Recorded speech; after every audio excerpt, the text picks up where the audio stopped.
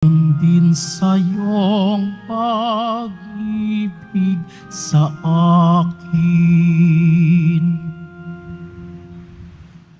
Simulan po natin ang pagdiriwang sa ngalan ng Ama at ng Anak at ng Espiritu Santo. Amen. Ang pagpapala ng ating Panginoong Hesukristo, ang pag-ibig ng Diyos Ama, at ang pagkipagkaisa ng Espiritu Santo naway sumainyong lahat. At sumaiyo rin. Mga kapatid, tayong lahat ay nagkakatipon bilang isang mag-anak ng Diyos sa pagdiriwang ng banal na Eukaristiya. At upang tayo po ay maging karapat-dapat gumanap sa banal na pagdiriwang na ito, alalahanin po natin ang ating mga pagkukulang at nagawang pagkakasala. At buong kababaang loob po tayong humiling ng pagpapatawad at awa mula sa Diyos.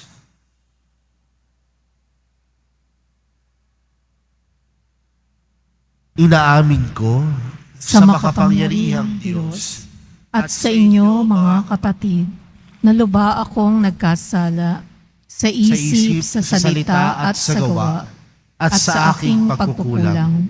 Kaya isinasamo ko sa mahal na Birheng Maria, sa lahat ng mga anghel at mga banal, at sa inyo mga kapatid, na ako'y panalangin sa Panginoong ating Diyos. Kaawaan tayo ng makapangyarihang Diyos, patawarin tayo sa ating mga kasalanan, at patnubayan tayo sa buhay na walang hanggan. Amen. Panginoon, kaawaan mo kami. Panginoon, kaawaan mo kami. Kristo, kaawaan mo kami. Kristo, kaawaan mo kami. Panginoon, kaawaan mo kami. Panginoon, kaawaan mo kami. Manalangin tayo. Ama naming makapangyarihan, sa iyong pagtataguyod, ang aming mga ginagawa ay iyong pangunahan, at sa iyong tulong ay iyong subaybayan, upang lahat ng aming ginagampanan ay sa iyo magbuhat, at sa pamagitan mo rin humantong sa wakas, sa pamagitan ni Hesukristo, kasama ng Espiritu Santo, magpa sa walang hanggan. Amen. Magsiupo ang lahat.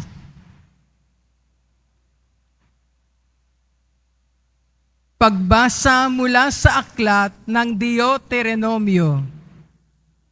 Sinabi ni Moises sa mga tao, "Nasa inyo ngayon ang kapasyahan. Kayo ang pipili ng buhay at kasaganaan o ng kahirapan at kamatayan. Kapag sinunod ninyo ang kautusan, inibig ang Panginoon at nilakaran ang kanyang mga landas, pagpapalain niya kayo sa lupaing ibibigay niya sa inyo. Mabubuhay kayo ng matagal at kanyang pararamihin kayo. Ngunit kapag tumalikod kayo sa kanya at naglingkod sa ibang Diyos, ngayon pa'y sinasabi ko sa inyong malilipol kayo. Hindi kayo magtatagal sa lupaing tatahanan ninyo sa ibayo ng Hordan. Saksi ko ang langit at ang lupa na ngayoy inilahad ko sa inyo ang buhay o kamatayan at ang pagpapala o sumpa. Kaya piliin ninyo ang buhay para kayo at ang inyong lahi ay magtagal. Ibigin ninyo ang Panginoon, makinig sa kanyang tinig, at manatiling tapat sa kanya.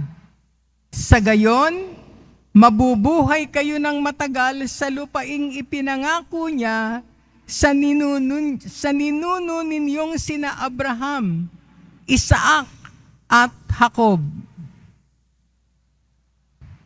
Ang salita ng Diyos. Salamat sa Diyos. Mapalad ang umaasa sa Panginoon tuwina. Mapalad ang umaasa sa Panginoon tuwina. Mapalad ang taong hindi naaakit niyong masasama upang sundan niya ang kanilang payot maling halimbawa. Hindi sumasama sa sinumang taong ang laging adhikay, pagtawanan lamang at hamak-hamakin ang Diyos na dakila. Nagagalak siyang laging magsaliksik ng banal na aral. Ang utos ng puon, siyang binubulay sa gabi at araw. Mapalad ang umaasa sa Panginoon tuwina. Ang katulad niya'y isang punong kahoy sa tabing batisan. Sariwa ang dahot laging namumunga sa kapanahunan. At anumang gawin ay nakatitiyak na magtatagumpay. Mapalad ang umaasa sa Panginoon tuwina. Ngunit ibang-iba ang masamang tao, ipa ang kawangis. Siya'y natatangay at naipapadpad kung hangi umihip. Sa taong matuwid ay Panginoon ang siyang mag-iingat. Ngunit kailanman ang mga masama ay mapapahamak. Mapalad ang umaasa sa Panginoon tuwina. Magsitayo ang lahat.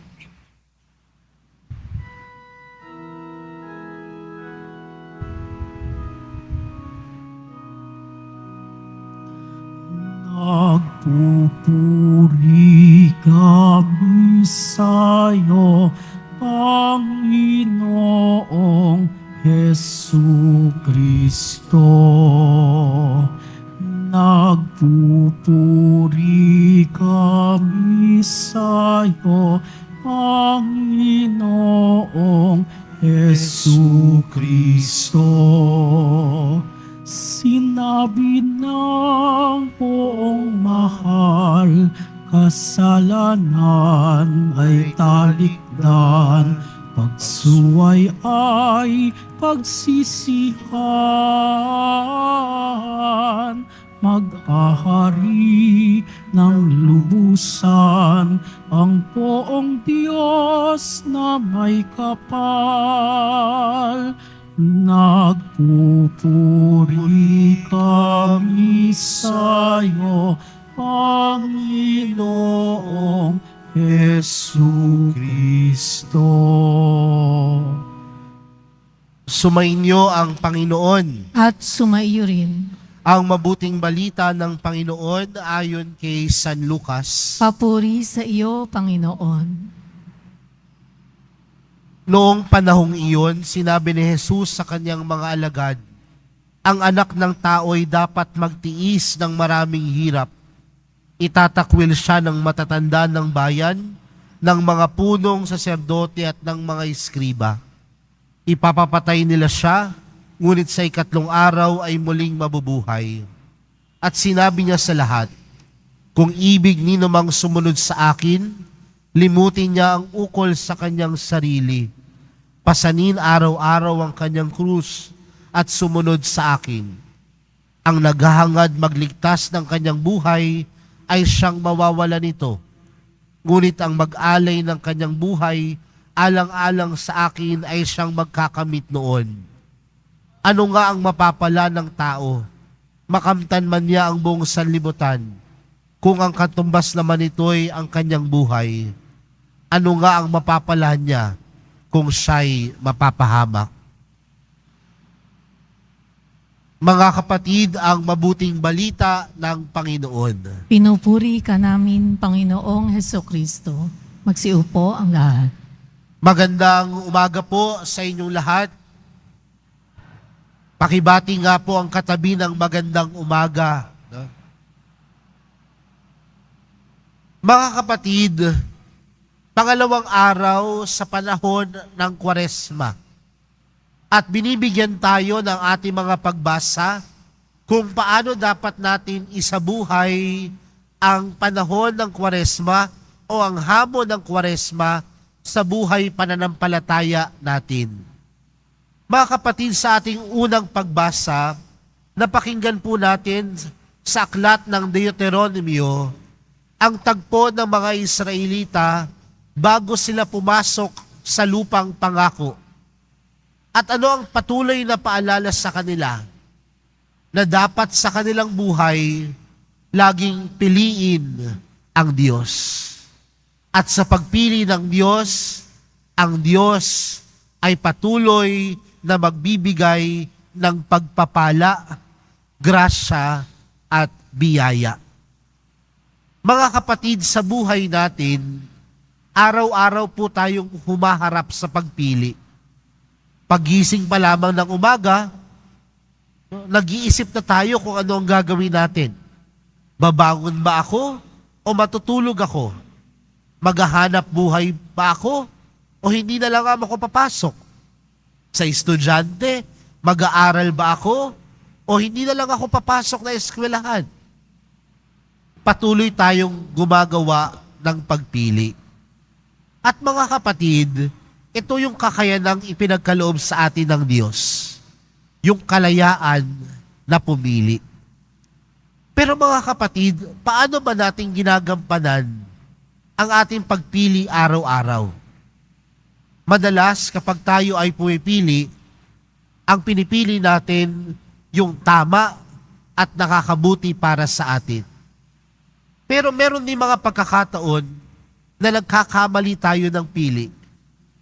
At kapag tayo ay nagkakamali ng pili, ano ang nangyayari sa buhay natin? Pumapalya, pumapalpak. Pero mga kapatid, ang paalala sa atin ng Diyos, na sa mga oras na tayo ay pumipili, ang pagpili natin sa Diyos ay nagkakaloob ng pagpapala at biyaya. Kapag tayo ay nagkakasala, tila may mga pagkakataon na lumalayo ang grasya ng Diyos. Kapag tayo ay tumatalikod sa Diyos, lumalayo ang grasya at pagpapala ng Diyos. Pero ganun pa man mga kapatid, sa araw na ito, sa panahon ng Kwaresma, huwag sana nating kalimutang piliin lagi ang Diyos. Alam niyo po kahapon, nakakatuwa po, no? Dahil ang lahat ng misa, sa lahat ng simbahan, punong-puno. Tila parang ang lahat ng tao excited magpapahid ng abo. Pero ang tanong ko lamang ho, hanggang kailan? Baka magaling lang tayo sa simula. Pero baka sa mga susunod na araw, ang sinimula natin, hindi natin magampanan. Bakit? Baka sa simula lang natin piliin ang Diyos, pero sa mga susunod na araw, bumalik tayo sa pagkalimot sa Diyos. Kaya mga kapatid, sa araw na ito, yan ang grasyang hilingin natin sa Panginoon. Na ngayong panahon ng Kwaresma, sana sa ating buhay araw-araw, ang piliin natin ay ang Diyos. At sa pagpili natin sa Diyos, ang mabuti, ang tama, ang ating pinipili sa ating buhay. Pangalawang bagay mga kapatid, sa ating ebanghelyo, may paalala ang Panginoon na sa kanyang buhay, ito ay hindi magiging madali. Siya ay magbabata ng krus, magpapakasakit, at mamamatay. Kaya ano ang hamon sa atin ni Jesus? Kung sino man ang gustong sumunod sa Kanya, limutin ang sarili, pasanin ang krus. Mga kapatid, sa buhay natin bilang Kristiyano, ang krus ay mahalaga. Hindi tayo matatawag na Kristiyano kung hindi tayo marunong magpasa ng krus. Hindi tayo matatawag na Kristiyano kung ayaw natin ng krus. Dahil ang krus ay hindi lamang po simbolo ng pagpapakahirap, hindi lamang po simbolo ng problema. Bagkus ano ang simbolo ng krus? Pag-ibig.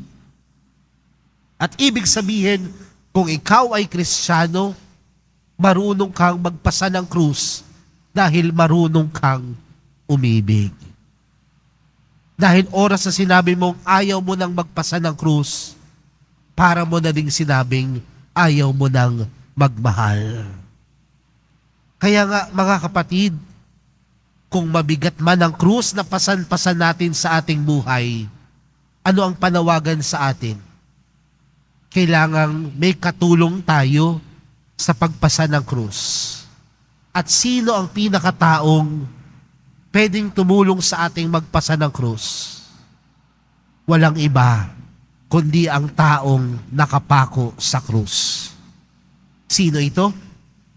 Ang mahal na pong Jesus Nazareno. Kaya mga kapatid, sa mga oras na gusto na nating bitawan ng krus, sa mga oras na ayaw, binabaliwala na natin ang pagpasa ng krus, paalala sa atin, humiling tayo ng tulong. At sino ang pinakatutulong sa atin? Si Jesus, ang mahal na pong Jesus Nazareno, nakapako at kasama nating papasan sa krus. Ibig sabihin mga kapatid, ngayong panahon ng Kwaresma ay panahon ng pagpapasan ng krus. At kung ito ay panahon ng pagpapasan ng krus, ito din ay panahon ng pagmamahal, pag-ibig, hindi lamang ng Diyos para sa atin, kundi ang kakayanan din nating umibig sa iba. Dalawang bagay mga kapatid, piliin natin ang Diyos araw-araw. Piliin natin ang Diyos sa bawat minuto ng ating buhay. At sa pagpili natin sa Diyos, pasanin natin ang krus. At ang pagpasan ng krus ay pagpapakita ng pag-ibig ng Diyos, hindi lamang para sa atin, kundi ang kakayanan din nating umibig para sa iba. Amen. Magsitayo ang lahat.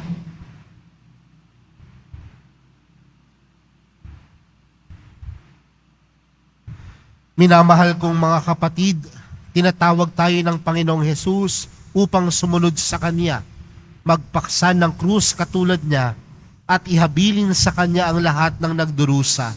Ang ating panalangin, Jesus, lubin mong ang iyong krus, ang aming maging kaligtasan. Jesus, loobin mong ang iyong krus, ang aming maging kaligtasan. Bilang kasapi ng simbahan, naway maisabuhay natin ang diwa ng krus at maging handang magpakasakit para kay Kristo at sa Ebanghelyo. Manalangin tayo. Jesus, loobin mong ang iyong krus, ang aming maging kaligtasan. Ang mga pinuno ng ating bayan, naway mahabag sa mga mahihirap at gawin ang mga nararapat upang puksain ang pang-aapi at pangsasamantalang nagaganap sa lipunan. Manalangin tayo. Jesus, loobin mong ang iyong krus, ang aming maging kaligtasan. Ang mga nagdurusa, mga dukha, may sakit, may kapansanan, at mga bilanggo, naway hindi mawala ng pag-asa, bagkus ay makaranas ng nagpapaginhawang pag-ibig ng Diyos. Manalangin tayo. Jesus, loobin mong ang iyong krus, ang aming maging kaligtasan. Ang mga nag-iisa sa buhay, naway makatagpo ng mga taong handang dumamay sa kanilang mga problema sa buhay. Manalangin tayo. Jesus, loobin mong ang iyong krus, ang aming maging kaligtasan. Ang ating mga minamahal na yumao, maging ang kanilang mga naunang pumanaw na mga mahal sa buhay, naway makaisa ng Diyos sa langit, sa magpasawalang hanggan. Manalangin tayo. Jesus, loobin mong ang iyong krus, ang aming maging kaligtasan. Diyos naming Ama, ang pagkapakasakit at pagkamatay ng iyong anak ang nagbigay ng buhay sa mundo. Tulungan mo kaming alalahanin ang kahalagahan ng mga krus at paghihirap, hindi lamang sa mabibigat na pagsubok, kundi maging sa mga pagpapasyang ginagawa namin sa araw-araw. Hinihiling namin ito sa pamagitan ni Kristo na aming Panginoon. Amen. Magsiupo ang lahat.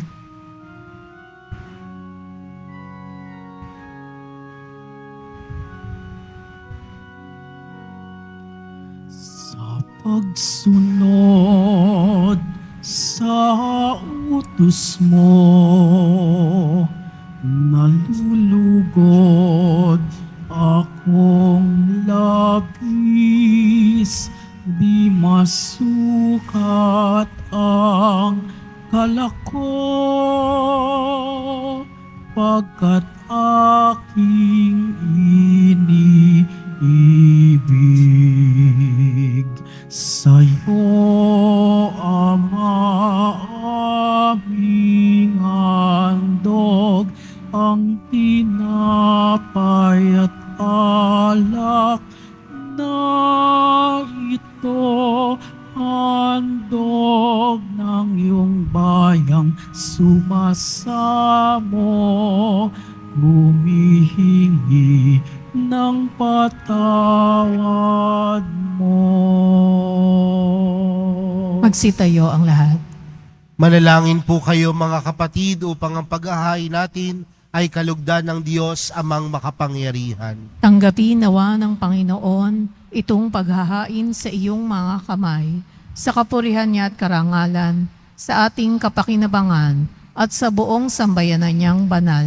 Ama naming lumikha, tunghayan mo ang mga alay naming sa dambana ay nakahain, upang ang iyong minagandang loob na ibigay ay aming maihandog sa pagsamba sa iyong ngalan.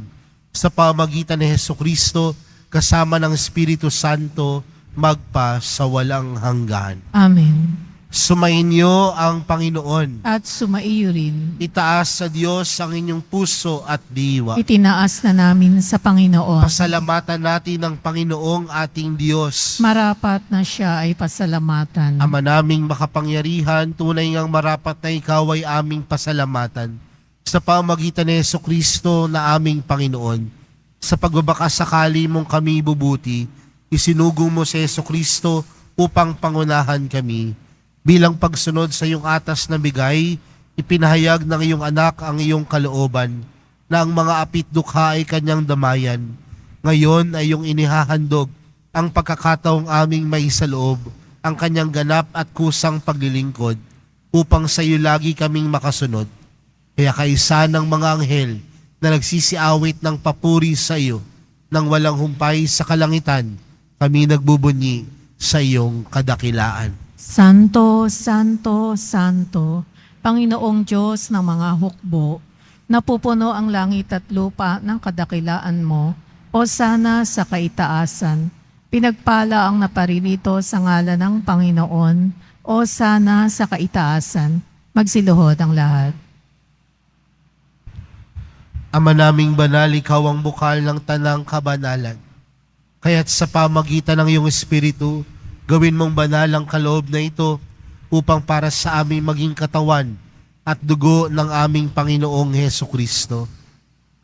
Bago niya pinagtiis ang kusang loob na maging handog, hinawakan niya ang tinapay, pinasalamatan kanya, pinaghati-hati niya iyon, iniabot sa kanyang mga alagad at sinabi, "Tanggapin ninyong lahat ito at kanin. Ito ang aking katawan na ihahandog para sa inyo."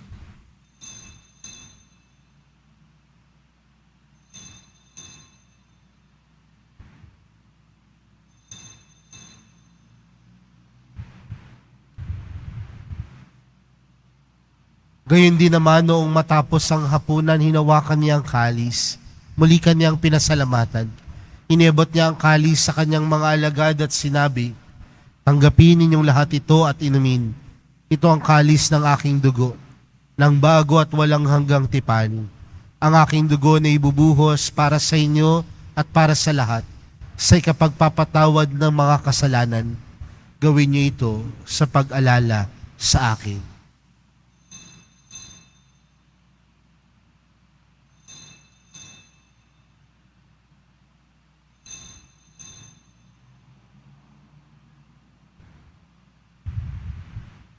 Magsitayo ang lahat. Ipagbunyi natin ang misteryo ng pananampalataya. Si Kristo'y namatay, si Kristo'y nabuhay, si Kristo'y babalik sa wakas ng panahon. Ama, ginagawa namin ngayon ang pag-alala sa pagkamatay at muling pagkabuhay ng iyong anak. Kaya tinaalay namin sa iyo ang tinapay na nagbibigay buhay at ang kalis na nagkakaloob ng kaligtasan. Kami nagpapasalamat dahil kami iyong minarapat na tumayo sa harap mo para maglingkod sa iyo. Isinasamo namin kaming magsasalo-salo sa katawan at dugo ni Kristo ay mabuklod sa pagkakaisa sa pamagitan ng Espiritu Santo. Ama, lingapin mo ang iyong simbahang laganap sa buong daigdig. Puspusin mo kami sa pag-ibig kay San Francisco na aming Papa at ni Jose na aming Obispo at ng Tanang Kaparian. Alalahanin mo rin ang mga kapatid naming nahimlay nang may pag-asang sila'y muling mabubuhay, gayon din ang lahat ng mga pumanaw. Kaawaan mo sila at patuloyin sa iyong kaliwanagan. Kaawaan mo at pagindapating kaming lahat na makasalo sa iyong buhay na walang wakas. Kaisa ng mahal na Birheng Maria na ina ng Diyos, kaisa ng kabiyak niyang pusong si San Jose, kaisa ng mga apostol at ng lahat ng mga banal na nabuhay dito sa daigdig ng kalugod-lugod sa iyo, may pagdiwang nawa namin ng pagpupuri sa ikararangal mo sa pamagitan ng iyong anak na aming Panginoong Hesukristo.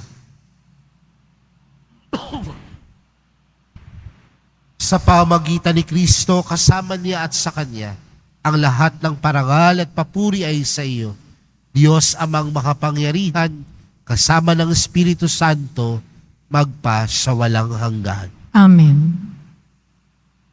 Lumapit po tayo sa Ama natin sa langit sa panalangin itinuro sa atin ni Jesus. Ama namin, Masa langit ka, sambahin ang ngalan mo, mapasa amin ang kaharian mo, sundin ang loob mo dito sa lupa para nang sa langit.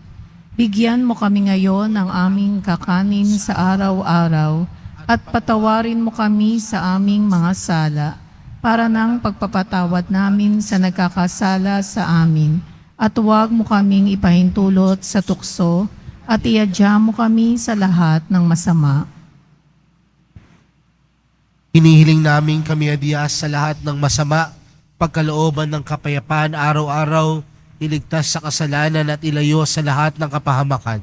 Samantalang aming pinananabikan ang dakilang araw ng pagkapahayag ng tagapagligtas naming si Hesukristo. Sapagkat iyo ang kaharian at ang kapangyarihan at ang kapurihan, magpakailanman. Amen. Panginoong Hesukristo, sinabi mo sa iyong mga apostol, kapayapaan ang iniwan ko sa inyo. Ang aking kapayapaan ang ibinibigay ko sa inyo. Tunghayan mo ang aming pananampalataya at huwag ang aming pagkakasala.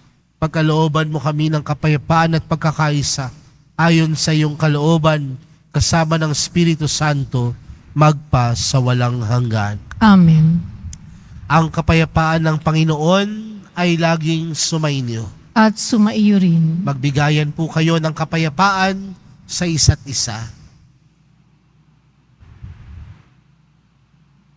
Kordero ng Diyos na nag-aalis ng mga kasalanan ng sanlibutan, maawa ka sa amin. Kordero ng Diyos na nag-aalis ng mga kasalanan ng sanlibutan, maawa ka sa amin. Kordero ng Diyos na nag-aalis ng mga kasalanan ng sanlibutan, ipagkaloob mo sa amin ang kapayapaan. Magsiluhod ang lahat.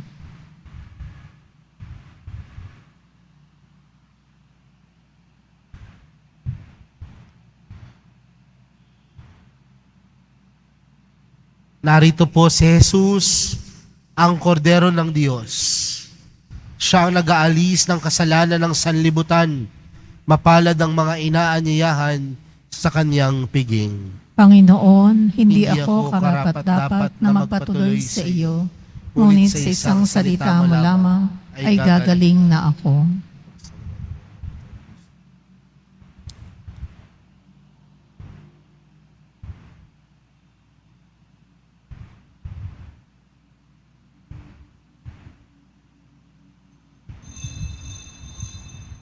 Para sa lahat ng tatanggap ng banal na komunyon, sasagot po tayo ng amen. Pagkasabi ng pari o ng lay minister ng katawan ni Kristo at isubo agad sa bibig bago umalis sa harapan ng pari o lay minister, sumunod po tayo. Maraming salamat po.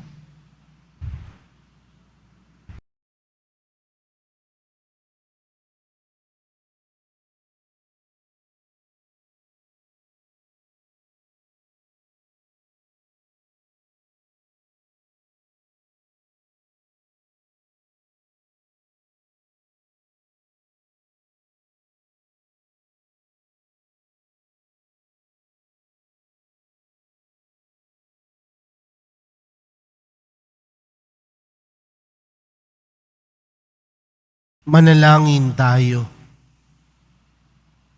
Ama naming mapagmahal, sa pagsasalod namin sa pagiging mong banal, ang paghahaing ito sa ikapagpapatawad ng mga kasalanan ay siya rin nawang laging magdulot ng kaligtasan sa pamagitan ni Jesucristo, magpa sa walang hanggan. Amen.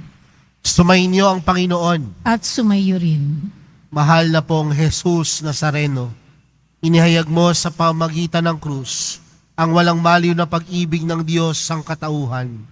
Pakinggan mo ang kahilingan ng iyong angkan na nagsusumamos sa iyo. Makamtanawa nila ang iyong katugunan at tanggapin ang kasagutan na may utang na loob na tinatanaw.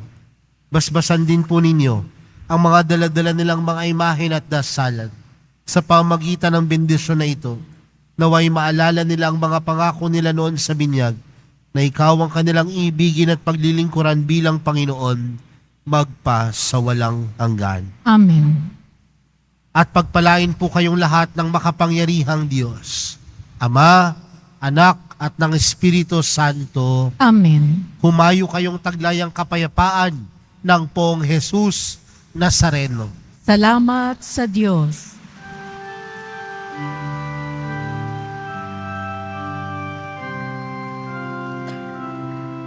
Nuestro Padre Jesus Nazareno, sinasamba ka namin,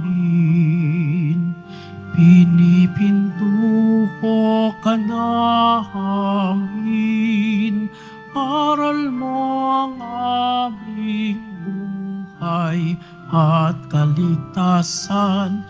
Nuestro Padre Jesus Nazareno, iligtas mo kami sa kasalanan. Ang krus mong kinamatayan ay sagisag ng aming kaligtasan. Nuestro Padre Jesus Nazareno, dinarangal ka namin. Nuestro Padre Jesus Nazareno, niluluwalhati ka namin. Nuestro Padre Jesus Nazareno, dinarangal ka namin. Nuestro Padre Jesus Nazareno, niluluwalhati ka namin.